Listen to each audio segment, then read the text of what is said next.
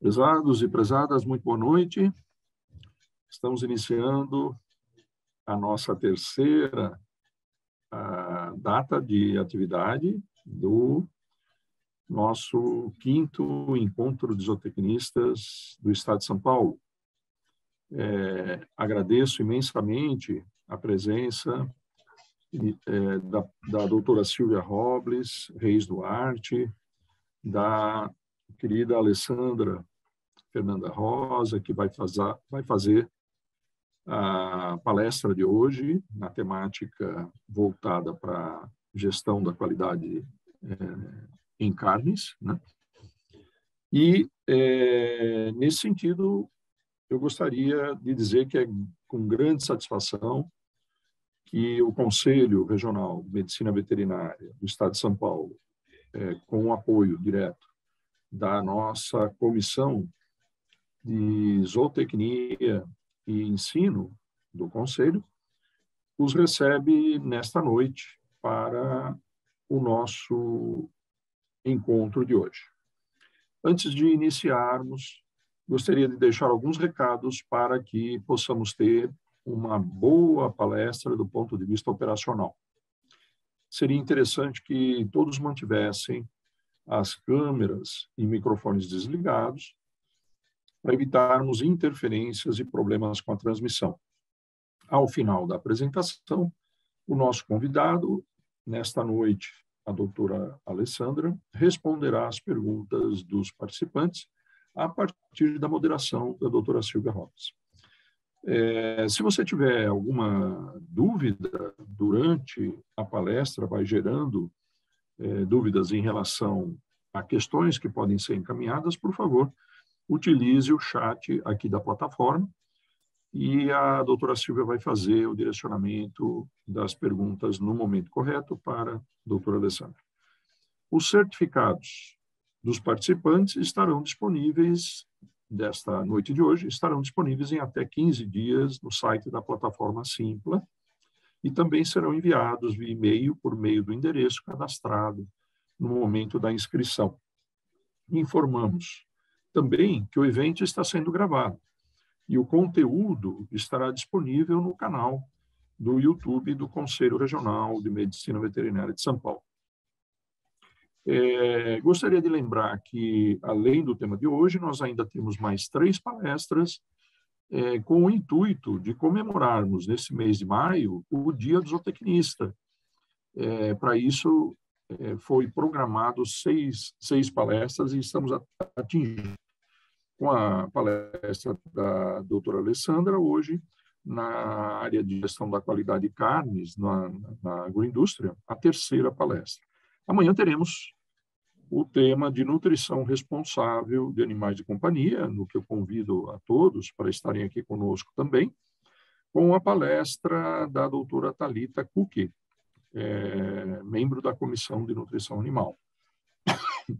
Eu terei a honra de ser o moderador da palestra de amanhã. No dia 23 de maio, na próxima segunda-feira, nós teremos a 5ª palestra com o tema O Zootecnista e os Desafios do Empreendedorismo, com uma trajetória de sucesso, que vai ser trazida pelo palestrante Dr. Lucas Domênico Elmor, da Pet Dog Alimentos. Na sexta palestra, na terça-feira que vem, dia 24 de maio, nós encerraremos o nosso encontro com o título da sustentabilidade na produção animal, contando com isso com o Dr. Carlos Saviani, da DSM, que vai trabalhar o tema com a doutora Soraya Marques Putrino,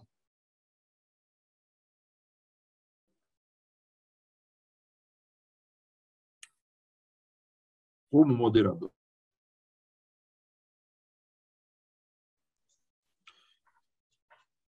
Muito gostaríamos,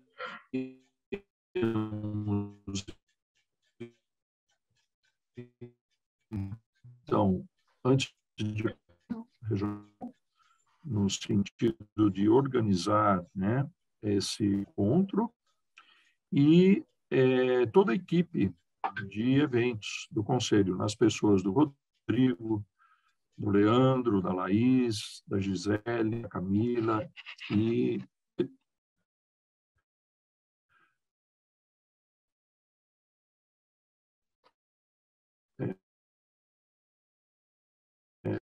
grande elenco de 1995, com mestrado também em tecnia, pela mesma escola, em 1999. É PhD em Animal Science, pela Rutgers, de State University of New Jersey, em 2005. MBA em Nutrição Animal pela Didatos Pós-Graduação, 2011. E MBA em Gestão de Projetos pela Exalc USP, 2019. Tem experiência na área de zootecnia, com ênfase em equidiocultura, nutrição e alimentação de animais monogástricos, endocrinologia, fisiologia, fisiofício, degradabilidade in vitro e in vivo e gestão de projetos. Atualmente é coordenadora de pesquisa e desenvolvimento na ADM, em Descalvado, São Paulo. Silvia, a palavra é sua. Desejo a todos os participantes um grande evento e a Alessandra também. Muito obrigado pela presença, Alessandra. Tenho certeza que isso será de grande impacto para todos os colegas que estão nos assistindo. Tá? Muito obrigado por tudo e a palavra é sua, Silvia, por favor. Boa noite, Celso. Muito obrigada. Boa noite a todos. Bem-vindos a mais uma noite de estudos e aprendizados, encontro entre colegas, matar saudades um pouco, né?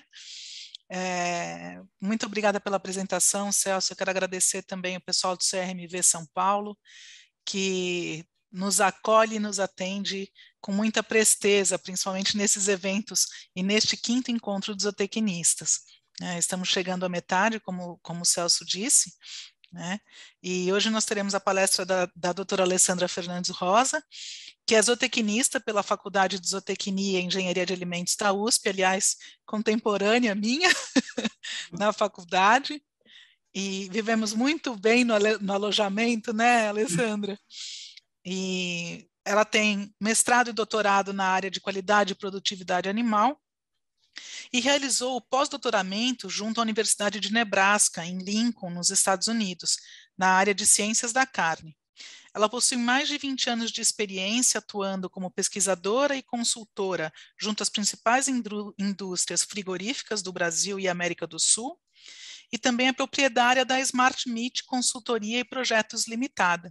Então, Alessandra, doutora Alessandra, eu falei, no começo eu já tinha falado, vou ter que me policiar para não falar o apelido. Doutora Alessandra, desculpe, boa noite, a palavra é sua e muito obrigada pela presença. Boa noite a todos, obrigada, Sil, não tem como, né? Eu também chamo a doutora Silvia de Sil, né? Porque a gente se conhece há muito tempo, trilhamos o começo dessa caminhada juntas, né?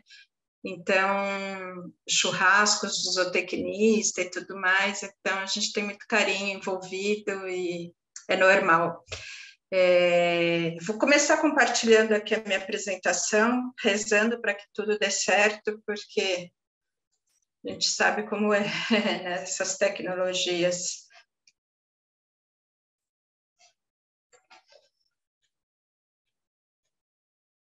Vocês estão vendo? Tá vendo, Sil? Estamos visualizando, doutora. Pode seguir. Sim, Alessandra, pode continuar. Tá tudo bem. Ah, legal. Primeiramente, eu queria também agradecer o Conselho Regional de Medicina Veterinária e Zootecnia do Estado de São Paulo, né, e na pessoa do professor Celso Carré, pelo convite, pela oportunidade de estar participando desse encontro. Agradecer também a Silvia por estar moderando essa palestra.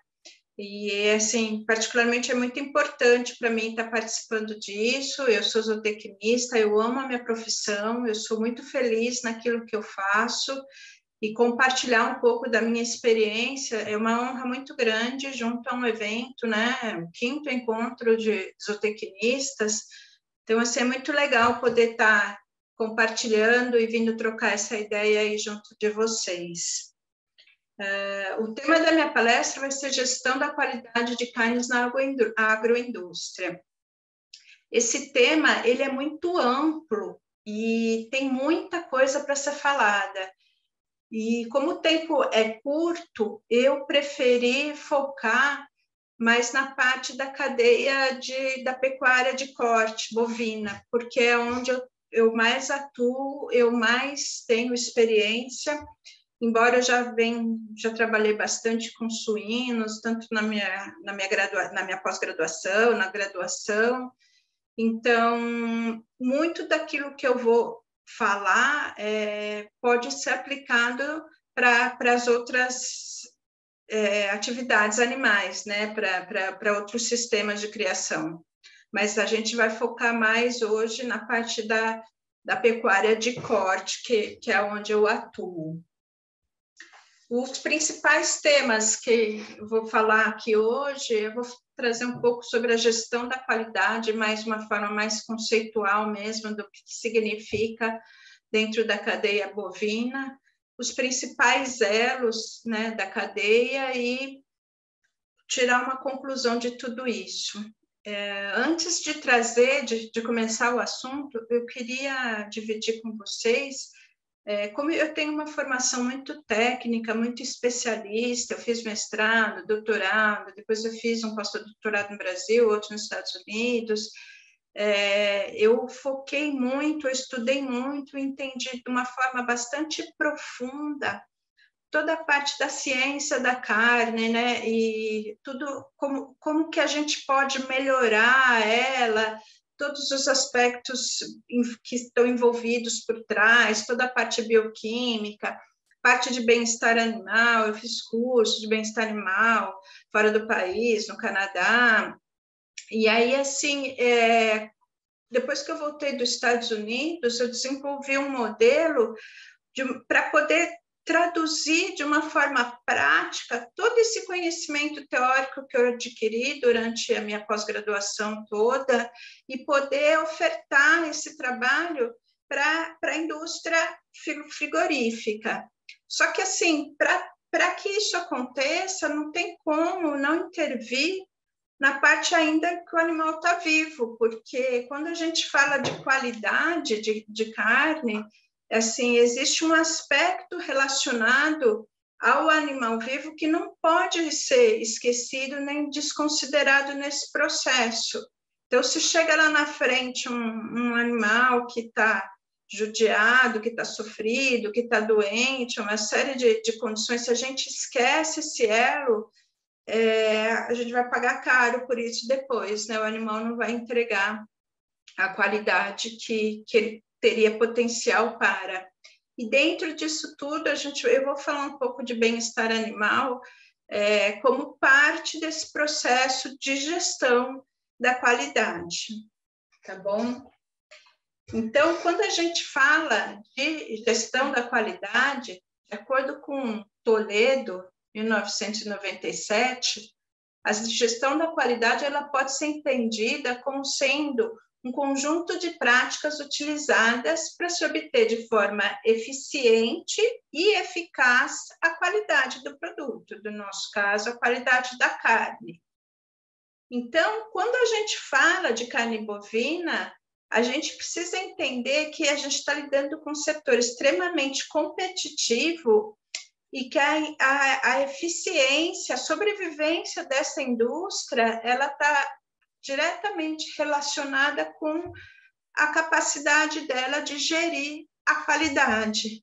Para quê? Para que a ferramenta da qualidade é uma garantia de que vai chegar um produto para o consumidor seguro, principalmente, né, que é a primeira característica que ele busca, né, a segurança alimentar, né, e também, assim, um outro aspecto da gestão da qualidade é quando a gente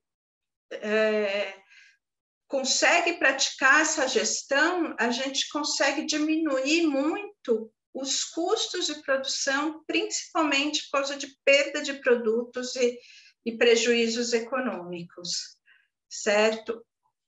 Aí, quando a gente fala da cadeia, né, como a gente vai aplicar a gestão da qualidade na cadeia? A gente tem que entender que a cadeia é formada por diversos elos.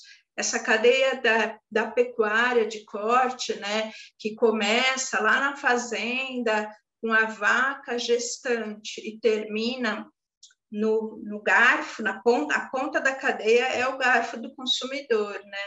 Então, são diversos elos que precisam ser identificados e nenhum pode ser descuidado. Todos eles têm a sua importância para garantir a satisfação do consumidor, que é isso que a gente quer em última instância.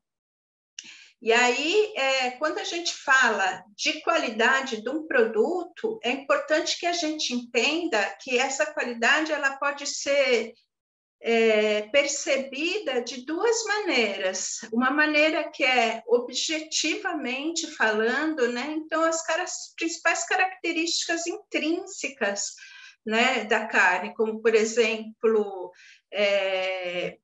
a cor que ela tem, a maciez, algumas características nutricionais, por exemplo, a quantidade de ferro que a carne oferece para o ser humano, a questão de segurança alimentar, aonde essa carne foi produzida, sob que selo de inspeção, se houve um selo de inspeção, se é uma carne que tem foi inspecionada por um sistema federal ou estadual, tudo isso vai atribuir um selo, uma garantia de qualidade para ela.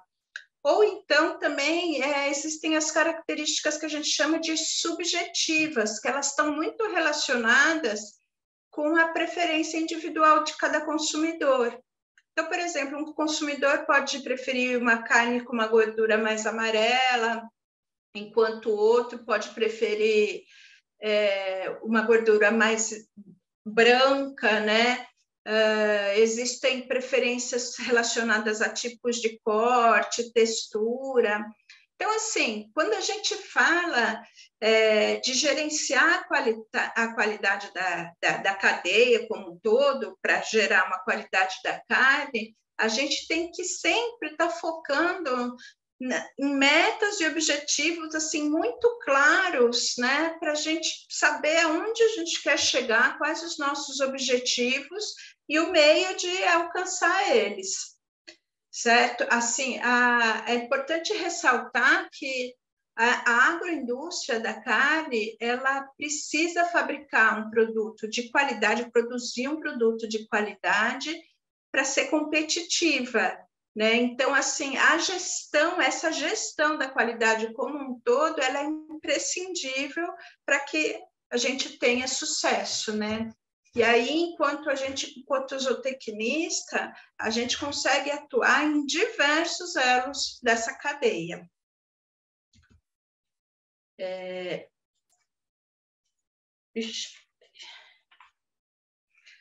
Então, os principais elos da cadeia que eu gostaria que eu vou abordar hoje, né? Comumente a gente fala que é uma cadeia que vai do pasto ao prato. Então, vem desde a propriedade rural, passando pelo transporte, curral de espera no frigorífico, aí a parte de abate, toda a parte de resfriamento da carcaça, que é uma etapa fundamental, depois a parte de desossa, expedição, varejo, até chegar no consumidor.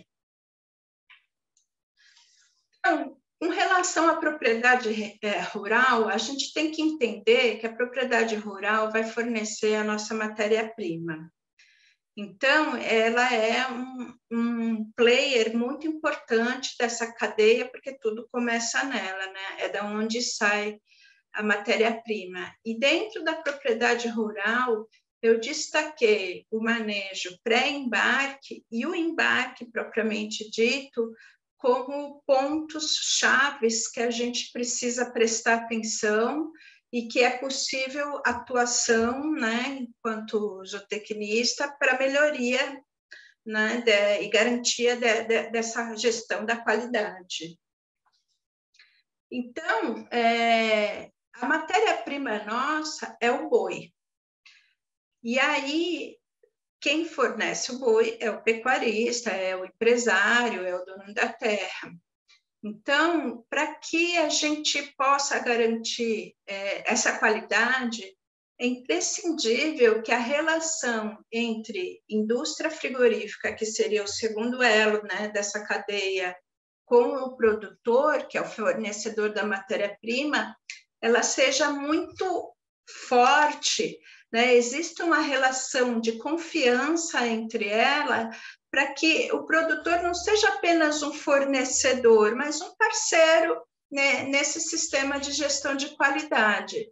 E aí isso vai gerar uma frequência de entrega, porque é muito ruim para a indústria frigorífica ter que estar buscando em diferentes locais, diferentes fornecedores. Quando existe uma parceria entre o produtor e a indústria frigorífica, esse elo se fortalece e todos ganham com isso, seja o produtor, né? Quando se estabelece uma parceria, ele vai ser mais bem remunerado pelo aquilo que ele está entregando, e a indústria frigorífica também, porque ela vai ter frequência, padronização. Então, assim, todos ganham nessa parceria. Então, esse elo é muito importante e não pode ser desconsiderado. Aí, com relação ao manejo pré-embarque, a gente precisa entender que o manejo pré-embarque parece ser uma coisa simples, mas não é, e ele vai gerar um impacto econômico direto para o pecuarista e para o frigorífico, consequentemente. Então, o que é importante a gente entender? Que não é simplesmente juntar os animais no curral da fazenda e colocar esses animais no caminhão e mandar embora. Esse manejo, ele é a última etapa dentro da fazenda. E ele precisa ser realizado de forma consciente. Para quê? Para que não haja nenhum tipo de lesão no animal. Então, assim, por exemplo, a gente precisa olhar para as cercas, para as instalações do curral, se não tem ponta, se não tem aresta, que possa comprometer a carcaça do animal, né, no animal vivo, mas aí vai virar uma carcaça que pode comprometer a qualidade. Uma questão também de mistura de lotes, é uma coisa que o pessoal do bem-estar animal fala bastante, porque quando você mistura lotes, a tendência a hora que os animais se juntam, estabelecer as relações de dominância, e isso causa muito desgaste, muito estresse nos animais. Então, assim, essa etapa, ela precisa ser muito bem entendida, e a gente, enquanto zootecnista, pode fazer esse meio de campo como pecuarista para que ele entenda a importância dessa etapa na qualidade da carne e no produto final, naquela carne que vai chegar para o consumidor, né, comer na ponta do garfo. Então, assim, por isso que eu trouxe para a gente prestar atenção nisso. Uma outra coisa com relação ainda na fazenda, as fotos são de algumas viagens que eu faço por aí. Então, assim, a gente vê fazendas altamente tecnificadas e com embarcadouros, tanto curral quanto embarcadouro, muito bem feitos. Então, a gente vê concreto. Tudo isso favorece a entrada do animal, né, no caminhão para ser transportado. E também, por outro lado, a gente vê assim, situações terríveis, onde mal e mal tem um embarcadouro de terra, isso aqui vira uma barreira desgraçada, ou um degrau, um desvio muito grande para o animal entrar no caminhão. Então, tudo isso pode acabar impactando no animal enquanto é vivo e futuramente na qualidade da carne. A gente tem a nossa matéria-prima, é um animal vivo, né? E a gente vai se alimentar de carne. E o quanto a gente conseguir preservar esse animal, é de suma importância. Então, assim, são pequenos detalhes que eles podem fazer uma diferença muito grande lá na frente. Uma outra questão que a gente vê, assim, muito, que eu trouxe esses vídeos, é com relação ao uso do choque na fazenda, que é uma prática corriqueira no Brasil, né? E que o pessoal também do bem-estar animal vem lutando contra isso, porque, assim, são práticas desnecessárias, agressivas, e não é só isso, assim, o bem-estar animal, ele tem um impacto diretamente econômico. O animal que tem, ele já está numa condição de jejum, ele já tem uma condição natural de estresse, de estar entrando num caminhão desconhecido. Então, assim, não tem porquê agregar mais estresse, mais sofrimento ao animal, porque isso a gente vai ver, vai afetar lá na frente na qualidade da carne. Então, não é só que o animal não pode sofrer porque é um ser vivo. Tem isso, ele é muito importante, mas, assim, esse sofrimento todo vai gerar um impacto econômico lá na frente. Outras coisas que a gente vê, eu peguei essas fotos aqui para ilustrar, né? A gente vê um animal caindo, saindo do caminhão, caindo do caminhão. Esse tipo de absurdo ainda acontece no Brasil. E uma questão também muito importante que tem que ser levada em consideração é a condição da fazenda, do embarcadouro mesmo. Isso é uma fazenda que eu visitei, e aí, assim, o acesso ao embarcadouro para embarcar os animais era essa lama toda, esse barro todo, esse caminhão atolou com os animais dentro na saída, então, assim, quase tombou, teve que chamar trator para desatolar o caminhão. Então, é todo um sofrimento, né? Um desgaste para o animal, um desgaste energético muito grande, que vai impactar lá na frente também. Aí, a segunda etapa, tudo bem, o animal saiu da fazenda, teoricamente, né, o pecuarista, o produtor já não tem mais aquela responsabilidade sobre o animal. Agora, a responsabilidade é do frigorífico, que normalmente é o frigorífico que faz, né, o frete, que vai buscar o animal na fazenda e leva para o frigorífico. Dentro, né, desse capítulo, desse elo que é o transporte, a gente sabe que o transporte, estudos indicam que o transporte é o período onde o animal sofre o maior estresse, né? Então, assim, quanto mais a gente puder minimizar efeitos do transporte sobre o animal, a gente ganha com isso. No Brasil, o Brasil é um país onde a maioria do transporte é prioritariamente rodoviário, né? A gente sabe que a distância média entre as propriedades rurais e os frigoríficos, ela gira em torno de 250 quilômetros. Isso é médio, mas ela pode chegar a mais de 1.000 quilômetros. Então, assim, está muito relacionado, né, a forma que o animal vai chegar no frigorífico com a habilidade do condutor de estar levando esse veículo. E, mais uma vez, eu reforço a condição da fazenda, que é a saída, né, do gado. Isso é uma coisa que a gente as pessoas dão pouca atenção para essa questão da condição da fazenda, mas ela é muito, muito importante, né? Como que o caminhão vai sair, o acesso à estrada, né? A estrada pavimentada, como que se dá esse acesso para garantir que o animal chegue bem, né, no frigorífico.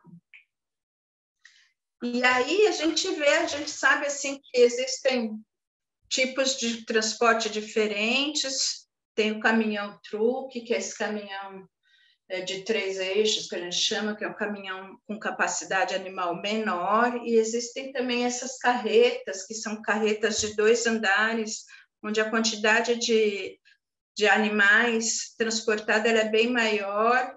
Ela é bom esse modelo, porque diminui o custo de frete, mas, em compensação, assim, o estresse do animal numa condição, num transporte desse, ele é bem maior, mas ela é bastante utilizada. E eu exemplifiquei porque, assim, a gente sabe, saiu do estado de São Paulo, a gente tem um sério problema de estrada, e a gente vê desde estradas assim de terra, de areia, estradas extremamente esburacadas. Então, por isso que é importante a habilidade do condutor e ele ser treinado e entender que ele está levando uma carga viva e que ela tem que chegar bem no frigorífico, né? Com o mínimo de estresse possível. Bom, aí os animais chegaram no frigorífico. Um ponto assim que começa de extrema importância dentro do frigorífico, que muitas vezes ele não é levado em consideração, é o tempo de espera que o animal, assim que o caminhão chega no frigorífico, o tempo que ele vai levar para descarregar esses animais. Às vezes tem fila de caminhão no frigorífico, às vezes o colaborador, que é lá o responsável pelo desembarque, para almoçar ou para jantar, e o caminhão está lá carregado, e os bois estão lá debaixo de sol. Então, assim, esse tempo médio de espera, o ideal é que ele não exceda 30 minutos. Mas, assim, eu já vi frigorífico que os bois ficam 4, 5 horas dentro do caminhão esperando para desembarcar.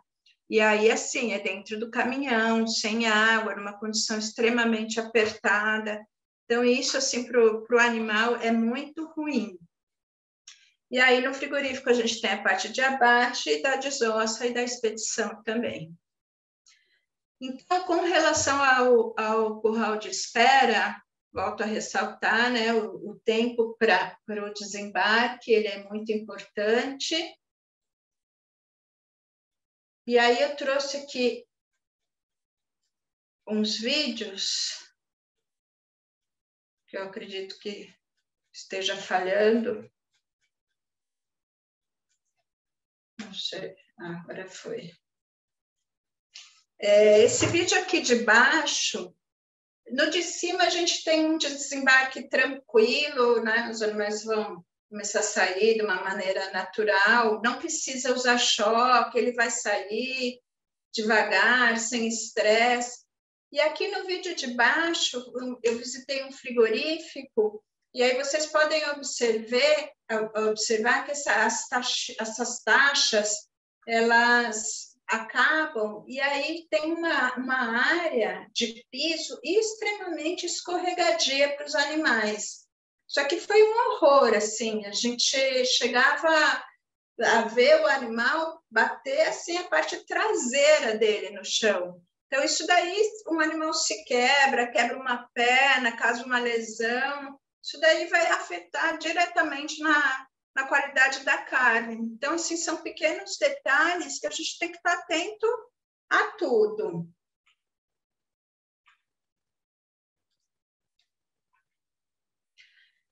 Bom, aí o animal chegou, foi para o curral de espera, ele vai ter acesso à água, se tiver muito calor, vai ter um chuveirinho lá, uma aspersão para melhorar a temperatura corporal dele. Ele vai ficar algumas horas descansando, normalmente pelo menos umas 10, 12 horas, e aí ele vai ser encaminhado para a sala de abate. Eu trouxe esse vídeo aqui para mostrar para vocês como são pequenas coisas, pequenos detalhes que juntos eles acabam gerando um prejuízo que a gente não faz nem ideia. Então, assim, nesse vídeo aqui eu vou mostrar os momentos finais, né, antes dos animais serem encaminhados para a sala de abate. Acho que não está querendo funcionar, não sei por quê. Bom, tudo bem, vamos ver se carrega, mas assim, o que eu quero mostrar é que assim, o animal saiu da fazenda, provavelmente ou no dia anterior, à noite, ou nesse dia cedinho, ele viajou 250, 300, 400 quilômetros, ele ficou nessa espera aí com acesso à água dentro do frigorífico e agora ele vai ser encaminhado para abate. Quando a gente fala de reserva de glicogênio, que a gente vai falar um pouco mais sobre isso lá na frente, o glicogênio é uma reserva de energia que o animal tem para momentos onde ele não tem energia circulante para manutenção dele. Então, o músculo faz essa reserva de energia na forma de glicogênio, que ela é acionada quando há necessidade. Então, a gente vê que o animal, assim, ele está em jejum, passou esse tempo todo, e aí, por uma má habilidade do funcionário, infelizmente, não sei por que não vai funcionar, a gente tinha até testado, mas o que eu peguei nesse vídeo, isso daí foi uma coisa que eu acompanhei, é que havia um funcionário mal treinado para fazer essa atividade, então esses animais, eles iam e voltavam, assim, demorou, se não me engano, uns 8 minutos para que ele conseguisse realmente encaminhar esse lote para a sala de abate. Então, assim, depois de tudo que o animal sofreu, ele vai ter uma reserva mínima de glicogênio, e aí, com esse manejo errado, equivocado, ele vai acabar, né? Muitas vezes acaba com essa reserva nesse momento, e aí não vai haver glicogênio para ajudar na queda do pH, fazer o pH cair, o pH vai ficar alto e vai prejudicar completamente a carne não vai ser habilitada para o mercado internacional, ela vai ficar escura, vai ter propriedade alterada. Então, assim, são nos pequenos detalhes que fazem a diferença. Aí o animal é abatido, né? Na sala de abate é onde acontece a morte do animal, e na sala de abate existem algumas intervenções tecnológicas que a gente pode utilizar para melhorar ou para auxiliar, primeiro para auxiliar a indústria frigorífica ou para melhorar a qualidade da carne ou para garantir maior segurança, né, alimentar, segurança microbiológica para esse produto que está sendo produzido.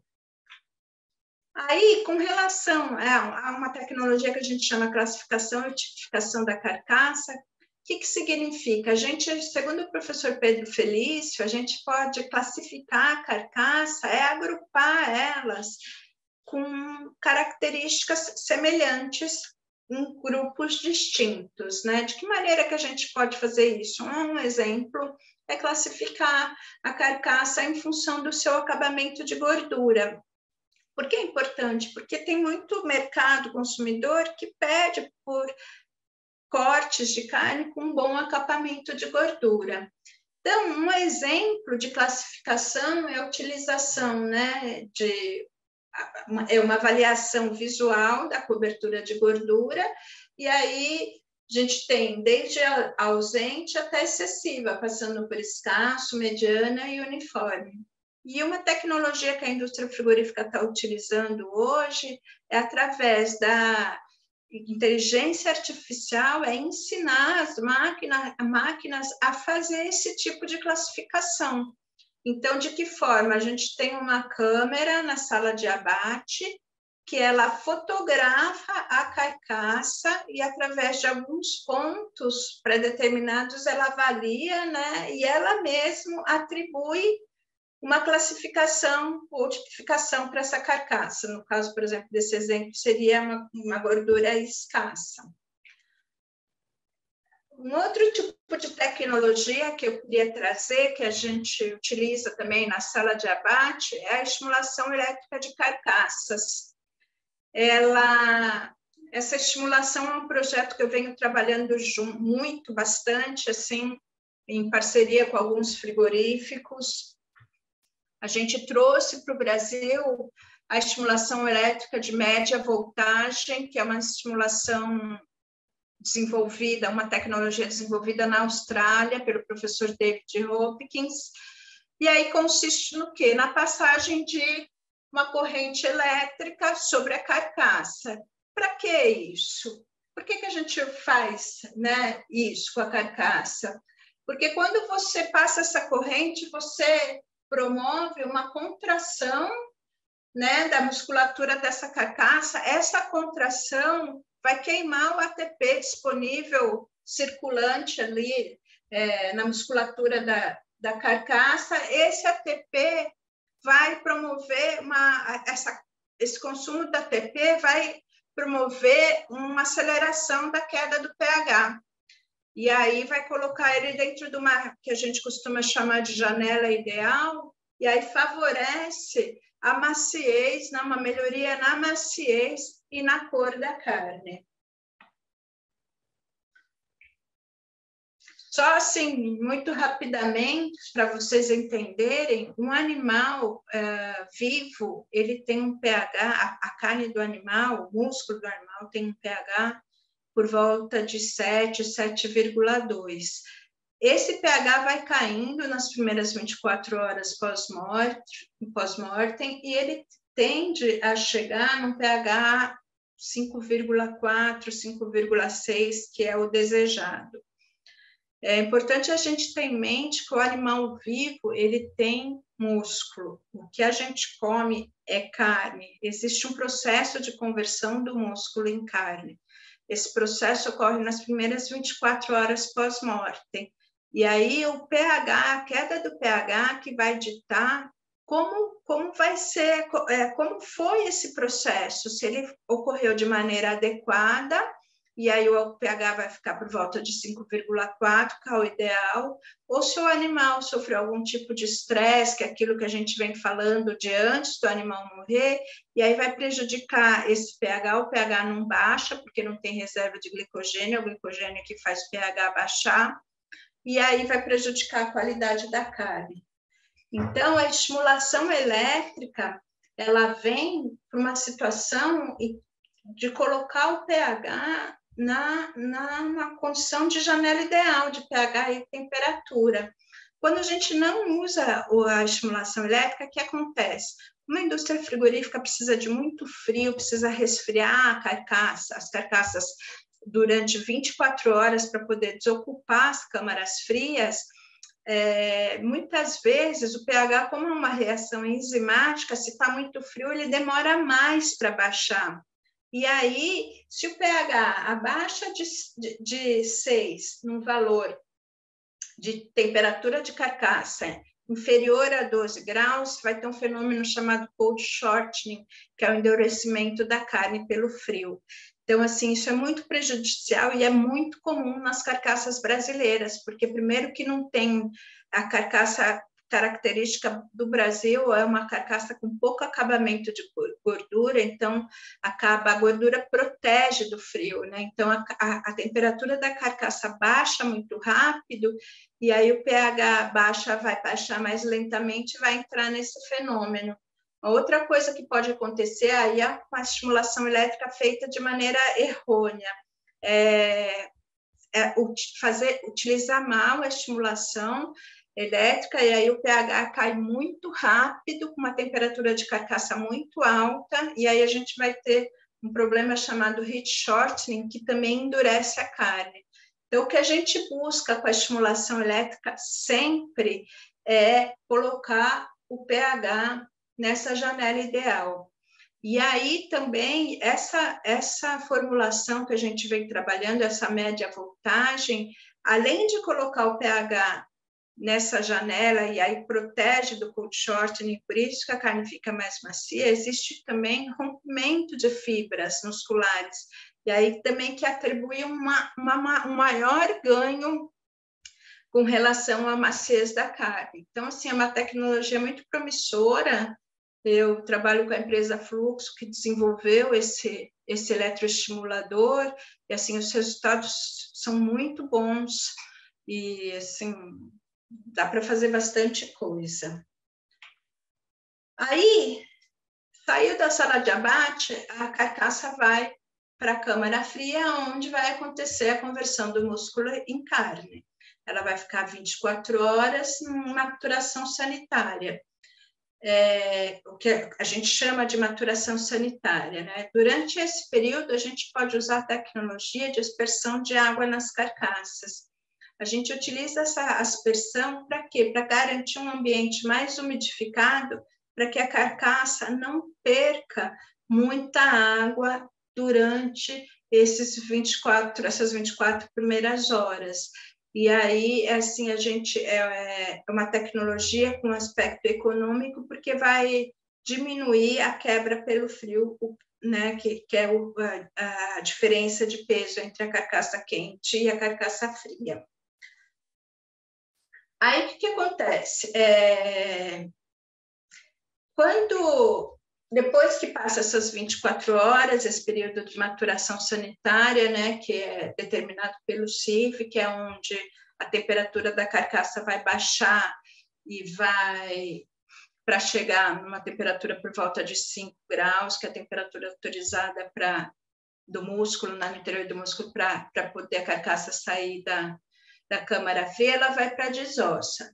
A desossa nada mais é que um desmonte das carcaças. Você tem uma carcaça, né, que é uma estrutura óssea com os músculos, que já viraram, né, carne, e aí na desossa vai haver o desmonte dessa carcaça, vão ser elaborados os cortes que a gente conhece, né, os cortes tradicionais, e é onde também esses cortes vão ser avaliados quanto ao acabamento de gordura, quanto à cor, até quanto ao pH também, para que eles possam ser direcionados para mercados distintos e receberem selos ou categorias. As empresas frigoríficas, elas trabalham, em geral, com várias marcas de carne, então você tem marcas que têm maior valor agregado para cortes que têm melhor apresentação, melhor acabamento de gordura,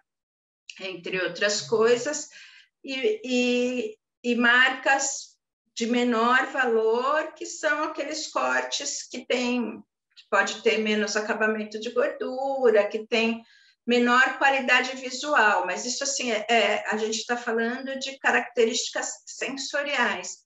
É importante a gente entender que, com relação ao aspecto de segurança alimentar, aspectos microbiológicos, não existe diferença entre as marcas, né? Uma vez que a carne passou por um sistema de inspeção, principalmente inspeção federal, não vai haver diferença na segurança daquele alimento que o consumidor vai consumir. Aí, a gente tem hoje, né, disponível, a carne vai ser encaminhada para o varejo, e a gente tem hoje uma gama de marcas, né, de formas de expor essas marcas, esses cortes. O varejo, ele precisa entender muito o perfil do consumidor para quem ele está oferecendo essa carne, o que o consumidor prefere, o que ele quer consumir, e oferecer essa carne de acordo com esse perfil, né, ao nicho que ele vai atender, sempre garantindo a segurança e a higiene alimentar. Então, assim, o varejo tem que fazer todo um estudo, né, de determinação do perfil e ofertar aquilo que o consumidor quer. Não adianta, né, você ter um varejo, um lugar mais humilde, e ofertar produtos de altíssimo valor agregado, que vai acabar ficando parado na prateleira, né? Então, assim, tudo tem que ser adequado ao perfil de quem vai consumir. E o consumidor final é o elo final da cadeia. O consumidor é o elo final da cadeia, né? É o grande agente transformador dessa cadeia, porque aquilo que o consumidor dita, né, aquilo que ele quer, a cadeia tem que se adequar a ele, e principalmente ele tem que ter a confiança na cadeia e saber que aquilo que ele está consumindo é um produto seguro e tem qualidade. Então, quando a gente fala de qualidade, a gente tem que entender que a qualidade da carne ou de qualquer outro alimento, ela é um conjunto de características desejadas e consideradas pelo consumidor sempre, né? Então, sempre ele que a gente tem que pensar e tem que chegar para ele aquilo que começou a ser produzido lá atrás, né, na vaca, que vai gestar o bezerro, essa cadeia inteira sempre tem que ter em vista, em mente o tempo todo o que o consumidor quer que chegue para ele, tá bom? Então, assim, só para concluir, né, a gente falou de qualidade, das características objetivas, subjetivas, a importância da propriedade rural como fornecedor da matéria-prima, que né, que vai se transformar em carne, o frigorífico, na importância do frigorífico, na parte de chegada do animal, abate, desossa e todas as tecnologias de intervenção que são utilizadas para melhorar, promover a qualidade da carne, sem deixar de considerar o varejo e o consumidor, que é o grande transformador, o grande transformador dessa cadeia toda. É isso que eu tinha para falar. Queria agradecer novamente a todos aí pelo convite. Aqui tem um pouquinho da minha história, meu e-mail. Se alguém quiser acessar meu LinkedIn também, tem aí ali o QR Code para o LinkedIn. E é isso. Se alguém quiser fazer alguma pergunta, alguma coisa, estou passando a bola para a Silvia. Oi, Alessandra. Muito obrigada, a palestra muito esclarecedora, foi muito interessante mesmo, viu? Eu gostei bastante, espero que todos tenham gostado também. Alessandra, eu vou começar com a primeira pergunta. Lá no comecinho, você falou da parceria entre produtor, pecuarista e frigorífico. E você comentou que os frigoríficos hoje remuneram melhor o produtor quando essa parceria está bem estabelecida, né? Eu queria só puxar um pouco esse fio, né, de por que ou como isso acontece, né? Isso acontece porque o frigorífico consegue instruir melhor o produtor quanto a manejo e bem-estar, por exemplo, ou ele não entra nessa parte. Como é que essa melhor remuneração pela parceria acontece? Sil, é assim, é uma parceria mesmo, né? O frigorífico, existe aquele pecuarista, aquele fornecedor, que ele fica, o boi dele está pronto, e aí ele começa a ligar num monte de frigorífico e ver quem paga mais, começa uma espécie de um leilão dos seus animais, e aí ele vai entregar o boi para aquele frigorífico que naquele dia ele está pagando mais. Isso não é uma coisa interessante. Existem também, por outro lado, né, pecuaristas que têm uma relação de parceria mesmo com o frigorífico, onde o frigorífico ele vai dar todo o respaldo que o pecuarista precisa para produzir aquele animal da melhor forma possível, obtendo, obviamente, o lucro que ele tem necessidade, né? Mas é uma relação construída, onde o pecuarista vai fazer um planejamento junto com o frigorífico, então ele vai ter aquela entrega semanal, quinzenal, mensal, mas assim que o frigorífico vai poder, ele vai saber que ele vai ter essa entrada de animais, né? E aí, assim, muitas vezes eu vejo assim, o frigorífico dá um feedback para o pecuarista, como vem, o que está acontecendo no abate, como está a carcaça que ele está entregando, os aspectos de bem-estar animal, que tem muita relação, se a carcaça tem hematoma, se ele está sendo mal manejado Porque, assim, é ruim para o pecuarista também. Se chega uma carcaça cheia de hematoma, o frigorífico vai ter que tirar isso, o pecuarista vai receber pelo peso da carcaça na balança. Então, assim, tudo que vai sair da carcaça, se sair pedaços de carne, de gordura por causa de hematoma, o pecuarista vai ser penalizado por isso, ele vai acabar ganhando menos. Então, essa relação de confiança construída entre o frigorífico e o pecuarista todo mundo ganha, é bom para todo mundo. Certo. E até você colocou a questão do transporte, tudo que normalmente o transporte é feito pelo próprio frigorífico, ou por motoristas contratados ou terceirizados via frigorífico, né?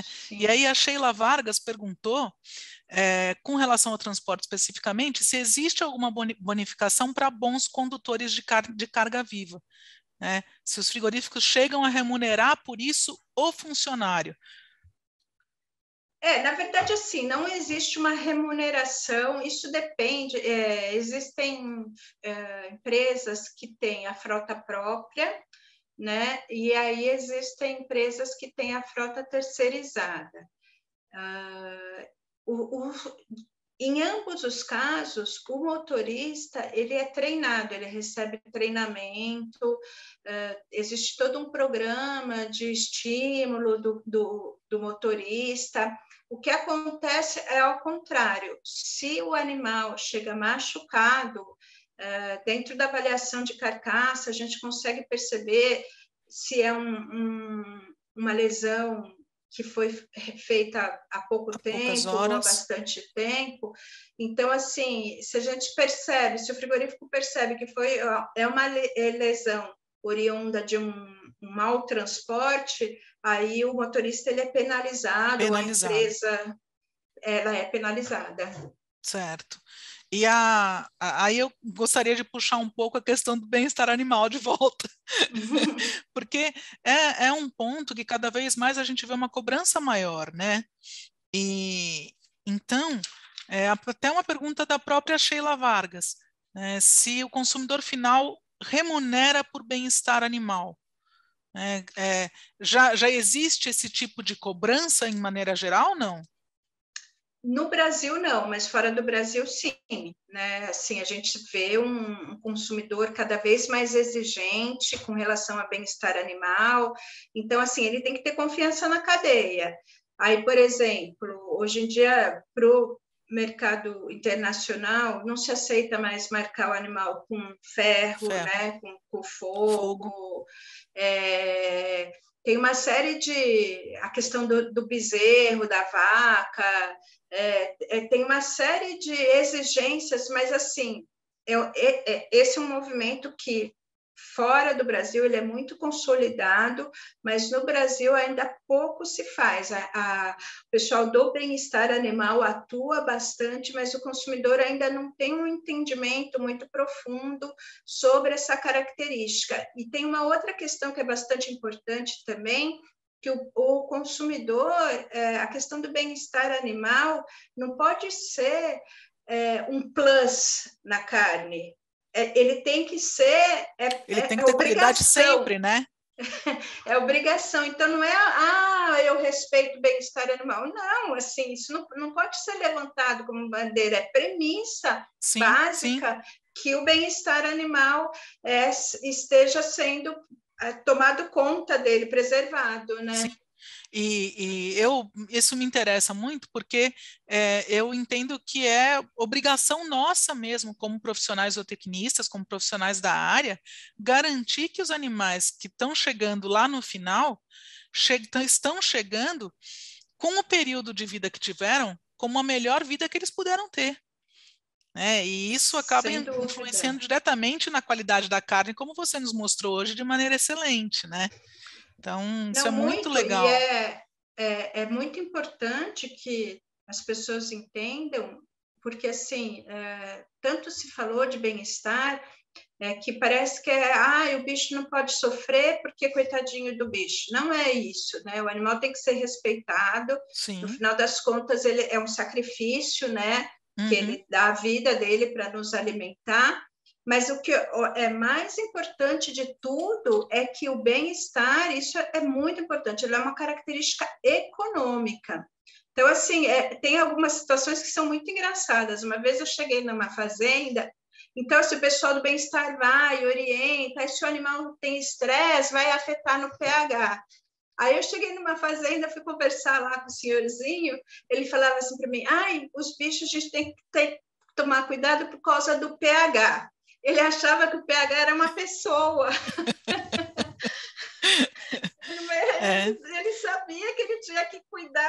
senão acho que o pH ia ficar bravo. Então, assim, já esse movimento está acontecendo, né? E é importante a gente frisar que é uma característica econômica. Certo. E até, boa noite, o professor Paulo Leme está aqui conosco, mandou uma pergunta. Né? Ele está perguntando justamente com essa questão de bem-estar, se os produtores já estão se adequando a essas questões ou se ainda existe muita resistência por parte dos produtores. Como é que você enxerga essa questão, Pedro? Então, eu vejo, tem pecuarista que a gente fala de bem-estar animal, dá até coceira neles, assim, né? Eles não podem nem ouvir mais, não aguenta mais falar de bem-estar, porque o pessoal do bem-estar realmente faz um trabalho excelente, no meu ponto de vista, de estar batendo com isso.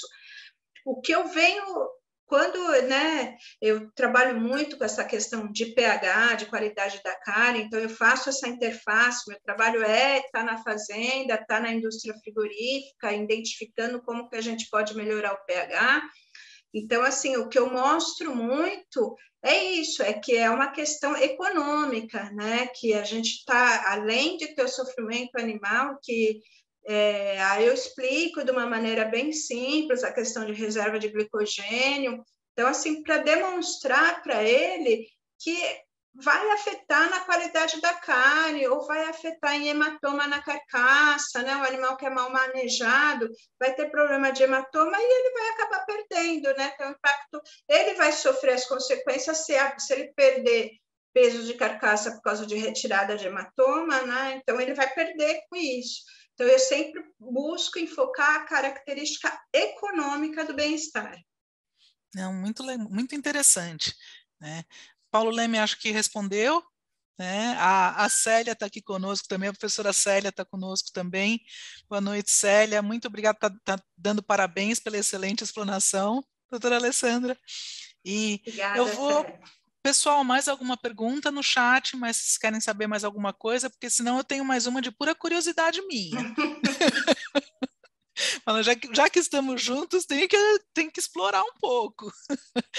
A gente tem que aproveitar quando a gente está junto de bons profissionais que podem nos trazer informações claras, precisas, mostrar como é que o zootecnista faz a diferença em todos os elos da cadeia, né, doutora Alessandra? Obrigada, Silvia. Então, está dizendo que é o filho do professor que fez a pergunta, o filho do professor Paulo Leme. Muito obrigada. Desculpa, você não colocou seu nome. Então, só para pura curiosidade minha, achei muito interessante a questão da estimulação elétrica da carcaça. Né? Que legal. E aí a minha curiosidade é com relação a justamente, lógico que a gente vem com todas as questões já de bem-estar e de manejo e tudo da porteira para dentro e depois no transporte, mas essa estimulação, ela melhora o que já tem em qualidade, isso você mostrou para a gente, né? Então, ele já vem com uma qualidade, vamos dizer, necessária, ou como você disse, como premissa mesmo, ela já tem uma qualidade que é inerente àquela carcaça, vamos dizer assim, aquele animal bem criado e tudo, então ela melhora. Agora, ela corrige se chega uma carcaça com baixa qualidade? É muito pertinente a sua pergunta, Sil, porque esse é um equívoco. Inclusive, até a estimulação elétrica é uma tecnologia que ela já foi utilizada no Brasil há, acho que há 20, 30 anos atrás. E aí, com essa expectativa de que ela poderia corrigir o pH final da carcaça, da carne. E isso não acontece. Na verdade, assim, aquele animal que foi mal manejado, que sofreu estresse, que o glicogênio, a reserva de glicogênio dele foi consumida, mas nem Jesus Cristo na Terra vai fazer esse pH baixar.